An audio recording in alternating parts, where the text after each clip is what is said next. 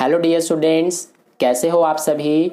तो आज के इस वीडियो में हम आपका क्लास 8 का इंग्लिश का जो फाइनल एग्ज़ाम होने वाला है, तो आपके इंग्लिश के फाइनल एग्ज़ाम के लिए इस वीडियो में हम ये पेपर सॉल्व करेंगे और ये पेपर लास्ट ईयर का है। इस पेपर को सॉल्व करके आपको बहुत ज़्यादा फ़ायदा मिलने वाला है। जैसे कि इस पेपर को सॉल्व करने से आपको पता चलेगा कि आपका जो इंग्लिश का क्वेश्चन पेपर होगा फाइनल एग्ज़ाम का, उसमें किस टाइप के क्वेश्चंस आएंगे, क्या पैटर्न होगा आपका क्वेश्चन पेपर का, ये सारी चीजें आपको पता चलेंगे इस पेपर को सॉल्व करने से। तो बहुत ही इंपॉर्टेंट वीडियो है आपके लिए, ठीक है।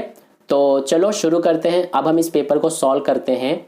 देखो, सबसे पहले हमारा सेक्शन ए है। सेक्शन ए का फर्स्ट क्वेश्चन में बोला गया है, read the passage carefully.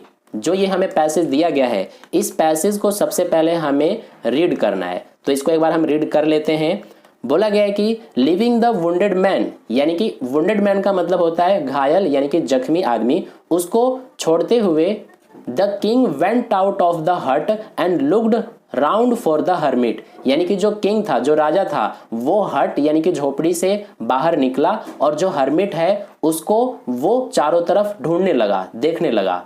Before going away he wished once more to get answers to his question. यानी कि हर्मिट को छोड़कर वो जा रहा था, तो जाते जाते ना उसने एक बार फिर से सोचा अपने माइंड में कि क्यों ना एक बार और जो हर्मिट है उससे अपने क्वेश्चंस के आंसर जाना जाए, पूछा जाए। तो इसीलिए the hermit was on his knees sowing seeds in the beds that had been dug the day before. यानी कि जो हर्मिट था वो अपने घुटनों के बल पर बैठा हुआ था, और जो यहाँ पर बेड्स का मतलब है कि खेत, यानी कि खेत में वो क्या कर रहा था कि जो सीड्स हैं यानी कि बीज, वो बीज बो रहा था। और खेतों में डग यानी कि गड्ढे बने हुए थे, जो कि एक दिन पहले यानी कि डे बिफोर, यानी कि एक दिन पहले ही खेतों में जो डग है यानी कि गड्ढे वो बनाए गए थे। The king went up to the hermit and said, यानी कि जो किंग है वो हर्मिट के पास गया और बोला, फॉर द लास्ट टाइम यानी कि अंतिम बार, I beg you to answer my questions wise man. यानी कि लास्ट बार मैं आपसे कह रहा हूं, मैं आपसे विनती कर रहा हूं कि जो मेरे क्वेश्चन है उनके आंसर बता दो। वाइज मैन यानी कि हर्मिट को उसने बोला, ठीक है। अब आगे देखो, you have already been answered, यानी कि हर्मिट ने किंग को बोला कि तुम्हें पहले ही अपना आंसर मिल चुका है। Said the hermit still bending down to the ground and looking up at the king as he stood before him.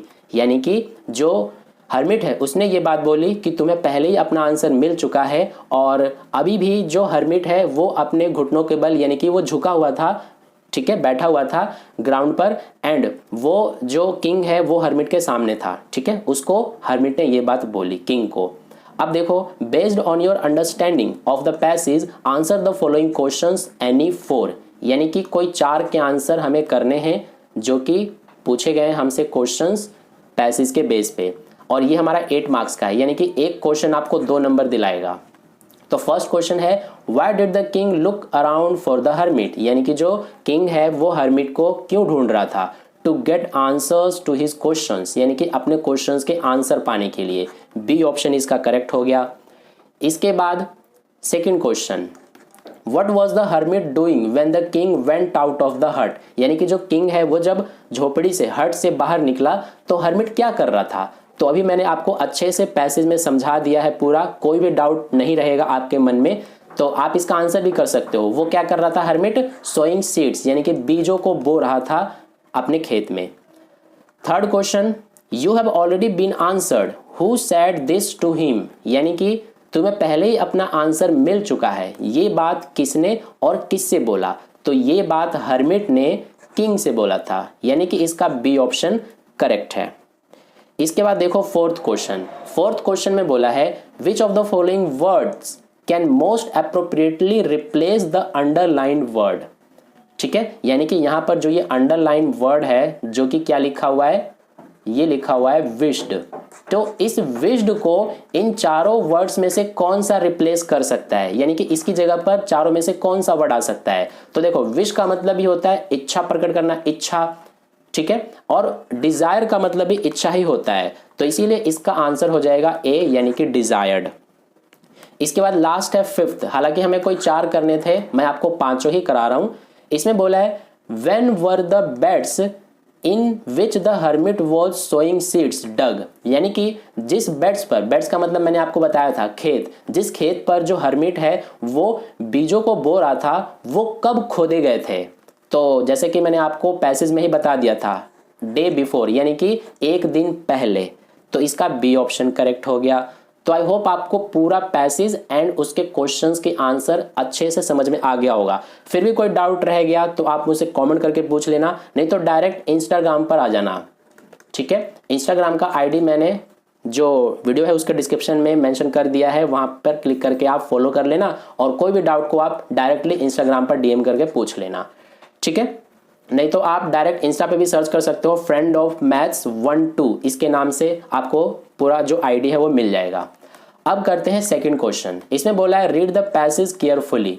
तो इसमें भी हमें ये पैसेज दिया गया है एंड इस पैसेज को सबसे पहले हमें केयरफुली रीड करना है एंड इसके बेस पे क्वेश्चंस पूछे गए हैं। जैसा आपको ये क्वेश्चन पेपर दिख रहा है ना, इसी टाइप के क्वेश्चंस आपके अपने इंग्लिश के क्वेश्चन पेपर में देखने को मिलेगा, इसीलिए लास्ट तक वीडियो को देखते जाना, बहुत ही इंपॉर्टेंट है आपके लिए ये वीडियो। देखो, इसको सबसे पहले एक बार रीड कर लेते हैं पैसेज को। Lodhi garden is a city park situated in new Delhi spread over 90 acres. यानी कि जो ये लोधी गार्डन है, ये लोधी गार्डन हमारा एक सिटी पार्क है जो कि कहां पर है सिचुएटेड, ये न्यू दिल्ली में है एंड ये 90 एकर्स में फैला हुआ है। The garden is situated between Khan Market and Safdarjung Tomb on Lodhi Road and is a popular spot for morning walks for the Delhiites. यानी कि जो ये लोधी गार्डन है ये कहां पर है, खान मार्केट एंड सफदरजंग के बीचों बीच पड़ता है ये, और जो कि लोधी रोड पर है। ठीक है, एंड लोधी गार्डन पॉपुलर क्यों है, क्योंकि यहाँ पर लोग मॉर्निंग वॉक के लिए आते हैं, मॉर्निंग वॉक्स के लिए ये हमारा पॉपुलर है। ठीक है, दिल्लीटीज के लिए यानी कि दिल्ली वासियों के लिए। The architectural heritage of around 500 years and the serene green setting make Lodhi Garden a prime attraction in Delhi. ये जो लोधी गार्डन है, यहाँ का जो आर्किटेक्चरल हेरिटेज है वो ऑलमोस्ट 500 साल पुराना है एंड यहाँ का जो ग्रीनरी है, जो हरा हरा हमें देखने को मिलता है, वो लोधी गार्डन को एक प्राइम अट्रैक्शन प्रोवाइड करता है। ठीक है, इसी तरह से आगे ये पूरा पैसेज है, इसको आप रीड कर लेना वीडियो को पॉज करके एंड बाकी का यहाँ पर है। ठीक है, तो ये पूरा आप रीड कर लेना। अब हम डायरेक्ट क्वेश्चन को करते हैं। फर्स्ट क्वेश्चन है where is the Lodhi Garden situated. तो अभी मैंने आपको बताया था पैसेज में कि लोधी गार्डन कहां पर सिचुएटेड है, ये देखो, सिचुएटेड इन न्यू दिल्ली, यानी कि न्यू दिल्ली में सिचुएटेड है, ये रहा हमारा सी ऑप्शन में। इसके बाद second question, the structures inside the garden were built in. जो गार्डन यानी लोधी गार्डन का स्ट्रक्चर है वो कब बिल्ट किया गया, कब बनाया गया था, तो 15th एंड 16th सेंचुरी में, यानी बोथ ए एंड बी। तो इसका सी ऑप्शन करेक्ट है। इसका आंसर मैं आपको दिखाता हूं, देखो ये रहा 15th century and 16th century हमारा, देखो ये रहा, तो इसीलिए इसका जो सी ऑप्शन है वो करेक्ट है। Third question, how many columns does the Athpula in the Lodhi Garden have. यानी कि जो अटपुल्ला है जो कि लोधी गार्डन में है उसमें कितने कॉलम्स हैं। तो यहाँ पर देखो ये रहा अटपुल्ला और 8 pier bridge, a beautiful 16th century stone bridge consisting of 7 arcs and supported by 8 columns। ये रहा हमारा 8 columns। ठीक है, तो इसका आंसर हो जाएगा 8 यानी कि C option. Fourth question, which of the following organisation maintains the Lodhi garden. यानी कि लोधी गार्डन को कौन सा ऑर्गेनाइजेशन मेंटेन करके रखता है, तो ये रखता है आर्कियोलॉजिकल सर्वे ऑफ इंडिया, यानी कि बी ऑप्शन करेक्ट है। देखो इसका आंसर मैं आपको दिखाता हूं, ये रहा, at present the archaeological survey of India maintains the garden. ठीक है, तो इसका आंसर हमारा बी हो जाएगा। लास्ट फिफ्थ क्वेश्चन देखो, the national bonsai park is located dash the Lodhi garden. यानी कि जो नेशनल बोंसाई पार्क है वो लोधी गार्डन में कहां पर है, तो इनसाइड यानी कि अंदर की तरफ है। देखो इसका आंसर मैं आपको दिखा देता हूं ताकि आप मन में कोई डाउट ना रह जाए आपके मन में। ठीक है, तो यहां पर बोंसाई पार्क हमारा ये रहा। A small area of the garden has been demarcated as the National Bonsai Park। तो लोधी गार्डन के अंदर ही हमारा ये जो नेशनल बोंसाई पार्क है ये डिमार्केटेड है, यानी कि चिन्हित है। ठीक है, मार्क किया गया इसको। तो इसीलिए ये हमारा जाहिर सी बात है कि लोधी गार्डन के अंदर ही होगा, इसीलिए इनसाइड पर टिक करेंगे यानी सी ऑप्शन। अब आ जाते हैं हम सेक्शन बी पर। सेक्शन बी हमारा राइटिंग सेक्शन है, 12 मार्क्स का है। तो थर्ड क्वेश्चन में देखो, इसमें ना सबसे पहले यहाँ पर हमें ये एक पाई चार्ट दिया गया है। इसको सबसे पहले आपको अच्छे से एनालाइज करना है, सबसे पहले इसको आपको स्टडी करना है एंड इसके बेस पे यहाँ पर आप देख सकते हो बोला है कि एक एनालिटिकल पैराग्राफ लिखना है 60 to 80 वर्ड्स में एंड ये आपका 6 मार्क्स दिलाएगा। ठीक है, तो एनालिटिकल पैराग्राफ कैसे लिखते हैं ये आपको अच्छे से आना चाहिए, आपके टीचर ने भी स्कूल में कराया होगा, फिर भी आप इंटरनेट पर सर्च करके अच्छे से देख लेना कि एनालिटिकल पैराग्राफ कैसे लिखते हैं। नहीं तो अगर आप कहोगे तो इसके लिए मैं अलग से वीडियो बना दूंगा, सेपरेट वीडियो, जिसमें मैं आपको समझा दूंगा कि एनालिटिकल पैराग्राफ कैसे लिखा जाता है। अभी के लिए इसको हम स्किप कर रहे हैं। एंड और में देखो यहाँ पर हमें एक पैराग्राफ लिखना है किस टॉपिक पर, एनिमल्स आर आवर फ्रेंड्स, यानी कि जो जानवर है एनिमल्स वो हमारे दोस्त हैं, हमारे दोस्त होते हैं, इस टॉपिक पर पैराग्राफ लिखना है।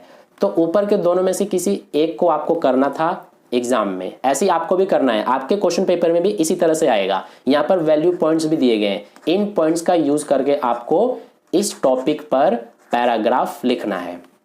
ठीक है, इसके बाद फोर्थ क्वेश्चन में देखो, यहाँ पर सबसे पहले ये जो क्वेश्चन है ना, इसमें आपको एक लेटर लिखना है किस टॉपिक पर, how you celebrated the earth day in your school, अपने स्कूल में आपने अर्थ डे जो है वो किस तरह से सेलिब्रेट किया, इस टॉपिक पर अपने दोस्त को बताते हुए लेटर लिखना है। ये भी आपको 6 मार्क्स दिलाएगा। एंड इसमें भी और में दिया गया है, ये रहा हमारा और वाला क्वेश्चन, इसमें आपको स्टोरी राइटिंग करनी है। इसके यहाँ पर देखो ये रहे पॉइंट्स दे रखे हैं, इन्हीं का यूज करके आपको स्टोरी बनाना है। ठीक है, तो इसको हम अभी स्किप कर रहे हैं, डायरेक्ट हम क्वेश्चन नंबर 5 को करेंगे। अब यहाँ क्वेश्चन नंबर 5 से सेक्शन सी शुरू हो गया, ग्रामर सेक्शन है 14 मार्क्स का। तो पहला जो क्वेश्चन नंबर 5 है इसमें, ये हमारा देखो इसमें बोला है choose the correct option from the given options any 4। 4 आपको करने हैं, 4 मार्क्स आपको दिलाएगा ये। हर एक क्वेश्चन इसमें 1 नंबर का है। फर्स्ट क्वेश्चन देखो, my sister loves to swim and dash for swimming every day. तो इसका क्या हो जाएगा, माई सिस्टर लव्स, यहाँ पर देखो वर्ब जो है इसमें एस लग गया, यानी कि ये प्रेजेंट इंडेफिनिट टेंस है। तो my sister loves to swim and dash, यहाँ पर क्या आएगा, गोज आएगा, goes for swimming every day. ठीक है, क्योंकि यहाँ पर सिस्टर सिंगुलर है तो इसीलिए गो के साथ इसमें ईएस लग जाएगा, तो goes for swimming every day आ जाएगा, यानी बी ऑप्शन करेक्ट है। Second question, Sunaina dash cricket yesterday, her mother was cheering for her, यानी कि जो सुनैना है यहाँ पर यस्टरडे यानी कि पास्ट की बात हो रही है, तो इसीलिए यहाँ पर क्या आ जाएगा हमारा, was playing, Sunaina was playing cricket yesterday, Sunaina कल क्रिकेट खेल रही थी। एंड हर मदर, उसकी जो माँ है वो उसको प्रोत्साहित कर रही थी, चीयरिंग कर रही थी उसके लिए।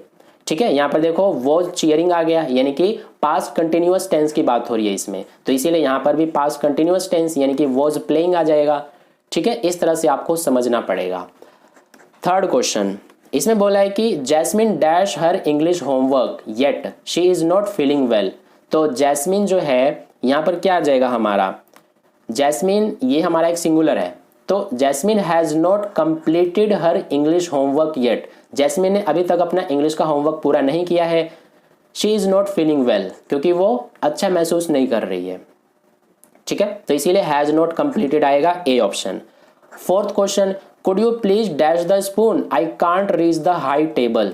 तो यहाँ पर कुड यू प्लीज है एंड इसमें क्या आएगा, could you please pass me, passed me नहीं होगा, मे पास नहीं होगा, मे का यूज कब करते हैं, रिक्वेस्ट करने के लिए, परमिशन के लिए, तो मे नहीं आएगा, यहाँ पर कुड आ गया है।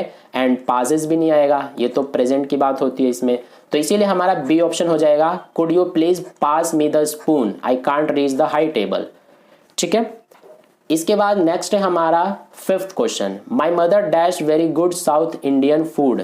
तो यहाँ पर क्या आएगा हमारा, माई मदर, तो यहाँ पर सिंगुलर है तो इसीलिए इसमें आ जाएगा हमारा कुक्स, यानी कि C option, my mother cooks. Present definite की बात हो रही है तो इसीलिए वर्ब में एस लगता है, तो माई mother कुक्स very good south Indian food. ठीक है, तो ये भी हो गया हमारा। इसके बाद नेक्स्ट है question number 6, fill the blanks with the correct preposition. Preposition वाला क्वेश्चन है, एनी फोर हमें करना है एंड ये भी 4 मार्क्स आपको दिलाएगा। फर्स्ट देखो, this shop doesn't have the clothes I was looking, up and 4 है, तो लुकिंग के बाद आपको पता होगा ही कि 4 आता है। लुकिंग फॉर का मतलब ढूंढना, तो इसीलिए इसमें 4 आ जाएगा। Second, the supervisor divided the work dash all the workers, तो यहां पर ऑल द वर्कर्स हैं, बिटवीन एंड अमंग है। बिटवीन तब आता है जब दो जनों के बीच की बात की जा रही हो, लेकिन यहां पर ऑल द वर्कर्स, सभी वर्कर्स के बात की जा रही है, तो इसीलिए अमंग आएगा। ठीक है, तो इसका आंसर है among. Next, Samay did not fare well dash his examination, तो यहां पर क्या आएगा हमारा, dash his examination in at तो नहीं आएगा क्योंकि यहां पर एग्जामिनेशन है, इन हिज एग्जामिनेशन हो जाएगा, यानी कि इसका आंसर इन है। Fourth question, the scientist looked dash the microscope, तो जो साइंटिस्ट है उसने माइक्रोस्कोप के माध्यम से देखा, माइक्रोस्कोप से देखा, तो थ्रू होता है हमारा माध्यम। ठीक है, इनका मतलब तो में हो गया, यहां पर हमारा थ्रू आएगा, किसी चीज से देखना यानी कि थ्रू आता है, तो यहां पर थ्रू हो गया। नेक्स्ट है fifth, there is a supermarket dash the lane, तो बिटवीन दो जनों के बीच की बात होती है तब आता है, बिटवीन तो नहीं होगा, अक्रॉस होगा, यानी कि there is a supermarket across the lane. ठीक है, यानी कि जो रास्ता है गली उसके पार सुपरमार्केट है, तो इसीलिए यहां पर अक्रॉस हो जाएगा। नेक्स्ट क्वेश्चन नंबर 7 देखो, इसमें बोला है fill in the blanks with the correct modal verb from the following, यहां पर 3 करने को बोला है, 3 मार्क्स आपको दिलाएगा। फर्स्ट देखो, my father dash scold me if I don't go back on time, तो यहां पर क्या आएगा हमारा, माई फादर, यहां पर हमारा मे एंड विल है, तो माई फादर विल आएगा हमारा, my father will scold me if I don't go back at home, यानी कि मेरे जो फादर हैं वो मुझे डांटेंगे अगर मैं टाइम पर यानी कि समय पर घर नहीं गया तो।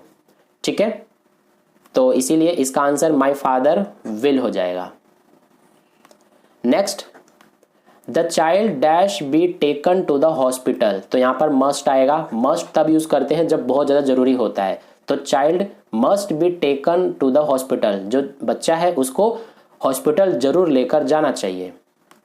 सी, I dash visit the local grocery store soon, तो यहां पर शैल आएगा क्योंकि यहां पर कहीं ना कहीं आपको फ्यूचर की इसमें झलक दिख रही होगी, फ्यूचर के बारे में कहीं ना कहीं आपको इसमें दिख रहा होगा। I shall visit the local grocery store soon, बहुत ही जल्द मैं लोकल जो ग्रोसरी स्टोर है वहां पर जाऊंगा। ठीक है। D, dash you show me the road to the supermarket, तो यहां पर क्या आएगा हमारा, मे नहीं आएगा, मे हम परमिशन लेने के लिए यूज करते हैं, कुड आएगा, could you show me the road to the supermarket. ठीक है, तो इसका आंसर हो जाएगा हमारा डी का कुड।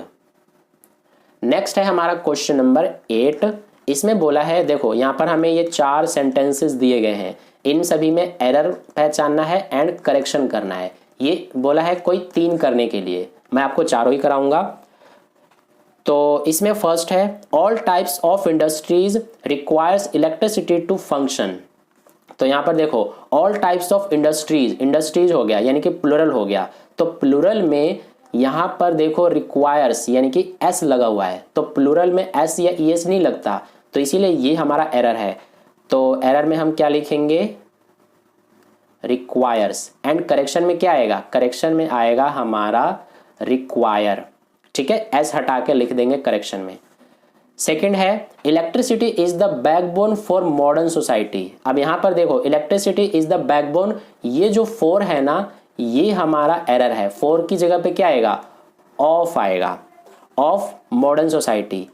सेकंड के बाद थर्ड देखो, our life must go back to the primitive age without electricity, यानी कि जो हमारी लाइफ है वो इलेक्ट्रिसिटी के बिना पीछे चली जाएगी, तो यहां पर मस्ट जो है ना ये हमारा एरर है, मस्ट की जगह पर आ जाएगा will, our life will go back to the primitive age without electricity. ठीक है। डी देखो, there is the need for rational use of electricity as it is largely produce from non renewable sources like coal and water. There is the जो है ना ये हमारा error है, there is a आएगा। ठीक है, तो ये बन गया हमारा जो क्वेश्चन नंबर 8 है एरर एंड करेक्शन वाला, ये भी हमारा कंप्लीट हो गया। इसके बाद नेक्स्ट है हमारा क्वेश्चन नंबर 9। क्वेश्चन नंबर 9 से देखो सेक्शन डी शुरू हो गया जो कि लिटरेचर सेक्शन है। तो इसमें सबसे पहले यहाँ पर हमें ये एक पैसेज दिया गया है, इस पैसेज को पढ़ के यहाँ पर 3 क्वेश्चंस हैं, बोला है कि कोई 2 करना है, 2 नंबर का है ये। तो चलो इसको करते हैं, पैसेज को आप रीड कर लेना। फर्स्ट क्वेश्चन में है His arms began to ache and he was forced to stop again. Who is he in the given statement? यहाँ पर ये जो बात बोली गई है, ठीक है, ये जो स्टेटमेंट है पूरा, इसमें ये जो ही है ना, ये किसके लिए यूज किया गया है? ही इसमें कौन है? तो इसमें जो ही है वो है जॉडी। ठीक है, जॉडी के लिए ही यूज किया गया है। Second question, the phone started to follow Jodie immediately, ये ट्रू है या फॉल्स है? तो ये हमारा बिल्कुल ट्रू है। ठीक है, यानी कि जो फोन है, डो का जो बच्चा है जिसको फोन बोलते हैं, वो जॉडी के पीछे पीछे उसको फॉलो करने लगा, ये बिल्कुल ट्रू है। इस पैसेज में भी हमें ये बात बोला गया है, मैं आपको दिखा देता हूं, देखो, when he walked on the phone followed him at once. ठीक है, तो इसीलिए ये ट्रू हो गया। Third, fill in the blanks with the appropriate words. A dash cooled him as he continued to walk wet with sweat. तो यहाँ पर देखो इसका आंसर हमें मिलेगा इसी पैसेज में। He was wet with sweat but a little breeze blew through the June morning cooling him. तो यहाँ पर ये जो लाइट ब्रीज है ना, ये हमारा आंसर हो जाएगा, यानी कि इस डैश में हम लिखेंगे लाइट ब्रीज। ठीक है, तो ये हमारा आंसर हो जाएगा थर्ड का। इसके बाद नेक्स्ट है क्वेश्चन नंबर हमारा 10। इसमें देखो हमें ये स्टेंजा दिया गया है एंड इस स्टेंजा को पढ़ के क्वेश्चन के आंसर करने हैं। इसमें भी बोला है कोई 2 करने हैं, ये हमारा 4 मार्क्स का है। तो first question, according to the above lines the cities developed where the rivers ran why, यानी कि जो ऊपर हमें स्टेंजा दिया गया है उसको पढ़ने के बाद हमें क्या पता चलता है कि जो रिवर्स है वो हमारा रिवर्स के किनारे ही जो सिटीज हैं डेवलप्ड हुए हैं, ऐसा क्यों? तो इसका जो रीजन है ना वो ये है, reverse provide easy availability of water, यानी कि रिवर के पास सिटीज इसलिए बसती हैं ताकि रिवर से जो वाटर है उसका अवेलेबिलिटी बहुत ही ईजी हो जाए, आसानी से पानी मिल जाए। तो इसका बी ऑप्शन करेक्ट हो जाएगा। ठीक है, इसके बाद सेकंड क्वेश्चन देखो, सेकंड क्वेश्चन हमारा ये रहा, as per the given lines which of the following statements clearly states the logic of geography, यानी कि ज्योग्राफी का लॉजिक इन चारों में से कौन सा अच्छे से बताता है, क्लियर करता है? तो देखो इसका आंसर हमारा कौन सा हो जाएगा, the land and water attracted man. देखो इसका आंसर हमें स्टेंजा में ही दिया हुआ है, the land and water attracted man. ठीक है, तो इसीलिए इसका आंसर सी हो जाएगा।